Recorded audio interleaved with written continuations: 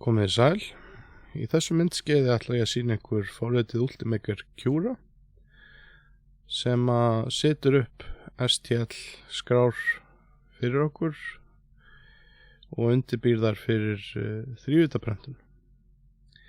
Við pössum okkur fyrst á að vera með réttan prentara valin, en það skiptir máli upp á hvaða stillingar eru í boði fyrir hvert prentara og líka upp á vinnusvæðið okkar. Það er að sjálfsögðu síðan hægt að bæta við prentunum þarna. En ég byrja á því að fara og ná mér í skrá og ég er búinn að velja hérna toppa úr tinnabókunum og eins og þið sjáið núna þá get ég snúið þessu alla vegu og skoða hlutinn og ég get valið hérna megin hvar á plötunni hann myndi myndast. En einnig get ég ákveðið að ég vilji snúa hann með einhvern veginn öðruvísi og þá er það bara ekkert mál. Þetta getur verið þægilegt upp á það hvar svo kallast hjálparefni á að myndast. Aðeins á loftið þarna hjá mér, þannig að ég þarf aðeins að lagfæra það. Svona. Þetta er nú svona þessar helstu stillingar sem eru þarna megin. Síðan náttúrulega ef maður vil breyta eitthvað stærðinni, við erum með X, Y og Z ása hérna og ef ég ákveð núna til dæmis bara að breyta honum, finnst hann aðeins svo stór, breyta honum bara minkanum helming, að þá breytast öll gildi fyrir alla ása. En þetta eru svona helstu stillingarnar hérna megin, allavega til að byrja með.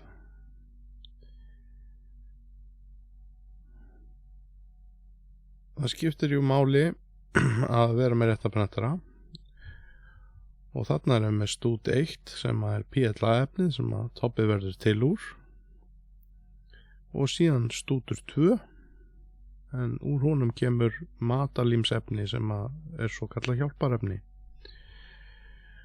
og hérna megin eru síðan stillingarnar á gæðum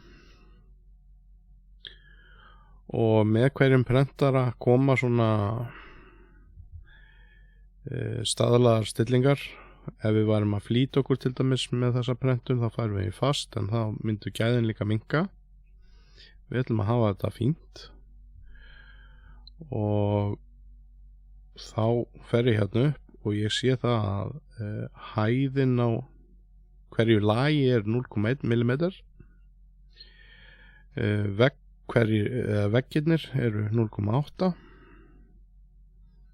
og hérna ef ég reyni eitthvað að breyta hérna til dæmis fara niður í 0,3 að þá einfaldlega leyfir forritið mér það ekki að því að veit að prentarinn ráð ekki við það. Þannig að allt í lagi að fikta eitthvað aðeins en 0,8 er fínt í þessu tilfelli. Hérna er ég síðan fyllingin á hlutnum sjálfum. Ég ætla að hafa það bara 20%, það er fínt. Þá er það allavega aðeins ódýrara fyrir okkur.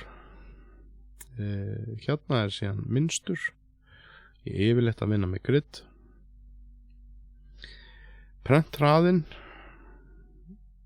hann má ekki vera allt of mikill upp á það að við ætlum að reyna að ná fínum gæðum. Og kæling, ef hún er til staðar að nýta sér hana alveg 100% því að hlutir geta hreinlega bráðnað eftir þeir verða til. Hérna kemur síðan þetta hjálparefni sem ég var að tala um og þessi svæði sem ég er að benda á núna, þau verða náttúrulega ekki til í Sér hlutir verða ekki til í lausu lofti sko, eins og haka og magi. Þannig að þá þurfum við hjálparefnið og í þessu tilfelli er það með sérstút sem er PFA-efni og ég er með þetta yfirleitt allstaðar og 60 gráður hérna. En auðvitað er hægt að vinna með þessar tölur og breyta þeim. Af því að þetta eru litlir fætur þá ætla ég að gera líka fleka hérna undir toppa svo þeir losna ekki bara af í byrjun. Því allt getur nú gerst.